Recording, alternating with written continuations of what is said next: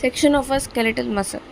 सो अगर हम एक स्केलेटल मसल को लें और उसको अंदर तक देखें तो उसके सेक्शंस में हमें क्या क्या मिलेगा और किस पार्ट की क्या क्या फंक्शंस हैं थोड़ा बहुत वो देखते हैं। फर्स्ट अप हमने यहाँ पे एक बाइसेप की मसल उठाई है which is striated muscle, skeletal muscle होती है।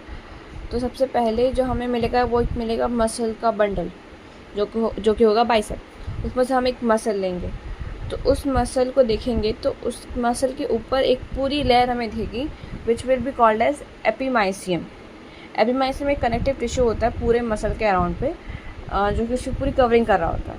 और उसको अगर हम उसे उसका ट्रांसवर्स सेक्शन करें तो हमें दिखेगा कुछ पार्टिकल्स टाइप के जिसको हम बोलते हैं फैसिकल्स। तो मसल्स में होते हैं फैसिकल्स और फिर हम उस फैसिकल को बढ़ा के देखेंगे कि फैसिकल में क्या है। फैसिकल सबसे पहले तो फैसिकल किससे पूरा ढका हुआ है, किससे, तो वो है पेरीमाइसियम। पेरीमाइसियम से वो पूरा कवर रहता है और पेरीमाइसियम कवर होने के बाद जो एक फैसिकल है उसमें हम देखें तो हमें दिखते हैं कुछ मसल फाइबर्स।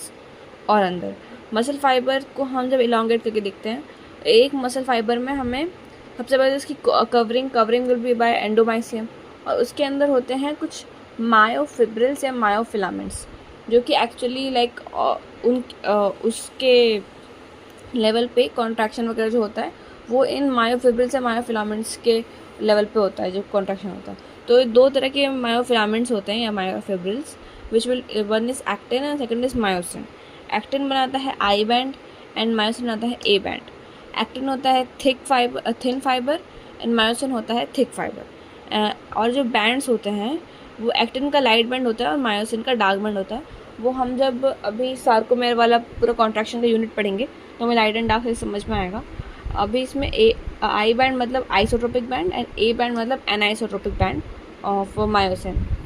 और अगर ये तो हमने देखा कि एक तरह से वो और पूरा देखें एक एज अ होल अगर हमने पूरे एक मसल को सिर्फ ट्रांसफर्स काट दिए तो भी हम देख सकते हैं। और इसमें हमें एक चीज़ एक्स्ट्रा देखने को मिलती है जो कि हमें ऊपर वाले फिगर में देखने को नहीं मिल रही है विच विल बी कि हम जिसको ट्रांसफर्स काट रहे हैं तो हमें कुछ ये फैशिया दिख रहा है। फैशिया एक होता है कोलाजनस सब्सटेंस बिटवीन फैसिकल्स। तो जो फैसिकल था उसको कनेक्ट रखने के लिए एक व्यवस्थित तरीके से उसको मसल में रखने के लिए फैशिया होता है। फैशिया जो एक उस सपोर्ट प्रोवाइड करता है इन अ मसल। तो सब चीज़ सेम ही है कि एक मसल है फिर एपीमाइसियम, पेरीमाइसियम, एंडोमाइसियम है और फैसिकल है। फैसिकल के अंदर ये जो ब्लू कलर के हैं वो होंगे मायोफिब्रिल्स या मायोफिलामेंट्स।